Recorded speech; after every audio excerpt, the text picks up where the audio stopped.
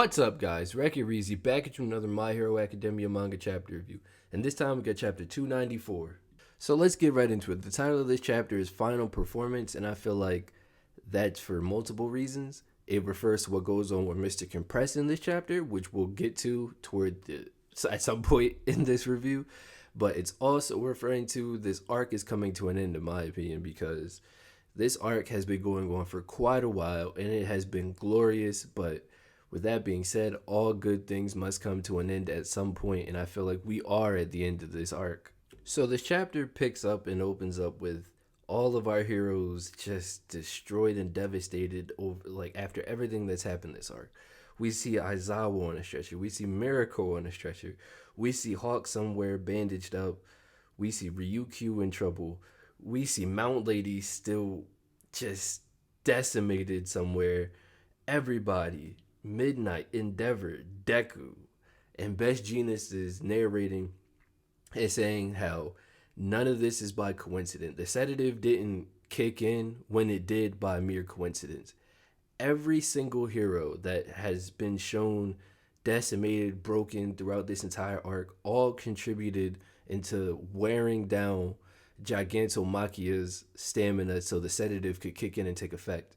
And Best Genius was highlighting that if any of those single individual strands happened to have been weak or frayed, everything would have came undone. And I wholeheartedly agree with Best Genius when he says that. Because as we saw, there is no All Might. There is no one hero right now, at least, who's strong enough to just completely devastate the villains by themselves. Everybody came together as a collective this arc and really put in the work. And I feel like this arc highlighted that you don't need just one hero to take care of everything. You need a bunch of strong, talented, and immensely willed heroes to get the job done, and the day will still be saved. Next, we see Mirio, Ida, and Hado trying to hold off the High Nomu as long as they can and as best as they can. But I just wanted to note, like, Ida in one panel we see is like squaring off against two High Nomus. Did Ida improve a lot, or is this just Ida, hitting and running, ducking and dodging, sticking and moving? I'm curious to see what you guys think about that. But then we kind of get into the meat and potatoes of this chapter, all the things that went on and are going on with Mr. Compress. And excuse me, like, I have been a Mr. Compress fan for quite a while now. I've always liked how he's one of the guys that gets in there and does the dirty work, but man, this chapter really put Mr. Compress on like another tier because he went above and beyond for the peripheral, the League of Villains, essentially. His friends, his comrades, the people he loves and trusts. He uses his quirk on himself and takes a chunk out of his own body so that way his hand can be free and he can rescue Spinner and Shigaraki.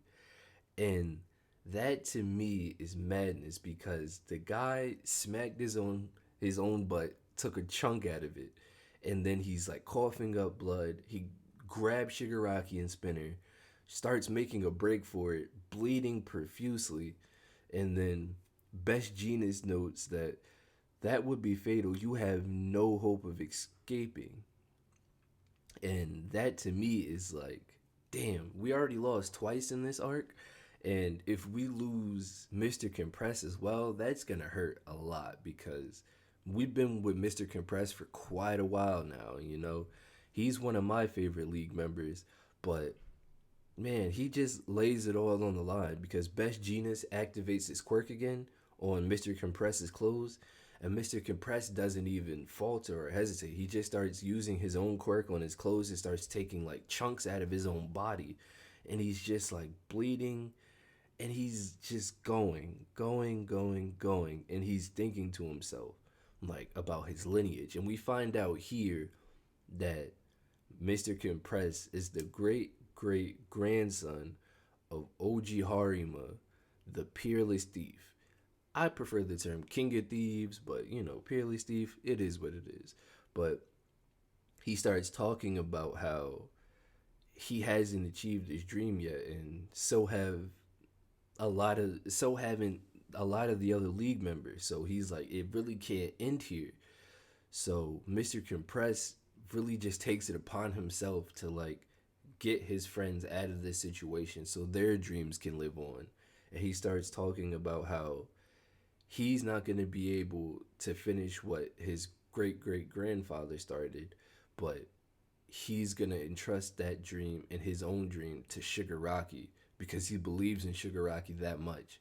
And I feel like that is powerful. You know, the League of Villains, they're the antagonists of this story, but they are such a family. And it's like Horikoshi's writing is so masterful because you want to root for them. You want to root for them as well as the heroes. You want to root for both sides, but as we know, both sides can't win. Somebody has to lose. Something has to happen, and it's just tough. And I feel like Horikoshi does a great job of pulling at your heartstrings with that. And then we cut back to Shoto versus Toya and the madness that has been this brother versus brother showdown. Dabi, Toya, this arc, man, he's gained my respect because before, I'll be honest, like the Blue Flames were cool, but he wasn't really doing much, you know? Like he had a couple cool moments, I'd say, but the beginning of the arc with him and Hawks, like that was cool, but he kind of fumbled because he talks a lot.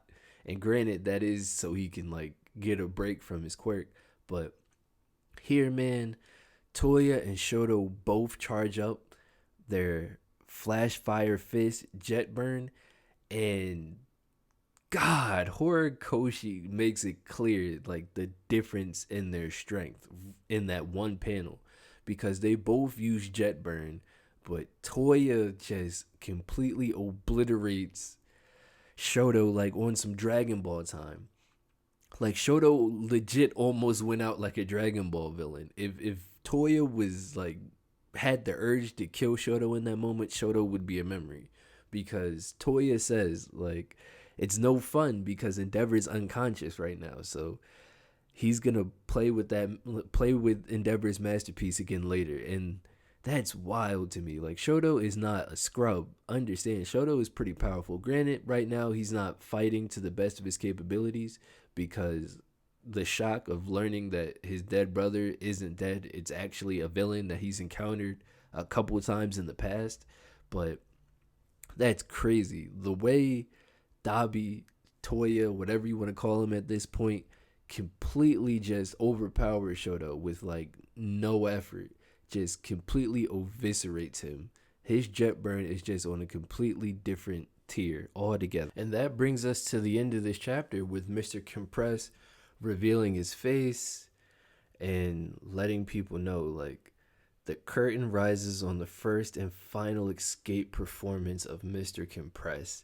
And then we get that last shot of Shigaraki laying there seemingly unconscious. And you know, I'm not gonna lie to you guys, like it hurts because like I really like Mr. Compress. And I really don't want him to die. Hopefully Shigaraki wakes up and he has a quirk up his sleeve that can save Mr. Compress.